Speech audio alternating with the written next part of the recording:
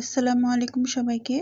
আমি এর আগে শর্টসে দেখিয়েছি এই কোশ্চেন পেপারটা, যেখানে ক্লাস 6 এর ইংলিশের নমুনা প্রশ্ন একটা আমি দেখিয়েছি। এখন এই শর্টসে আমি এখন এটার আনসার শিটটা দেখাবো। তো এখানে জিজ্ঞেস করছে ফর্মাল আর ইনফর্মালের কথা। তো ফর্মাল আর ইনফর্মাল সেন্টেন্সগুলো আগে আমরা আলাদা করব, তারপর যে বাকি প্রশ্ন করেছে সেটার উত্তর দিব। তো চলে যাই আমরা প্রশ্নপত্রে।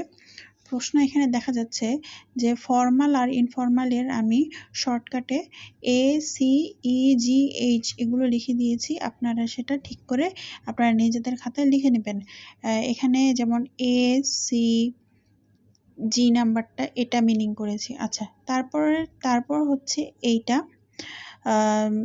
যেটা দেখতে পাচ্ছেন, এটা তারপর প্রশ্নের উত্তরটা এইটুকু দেখে নেন।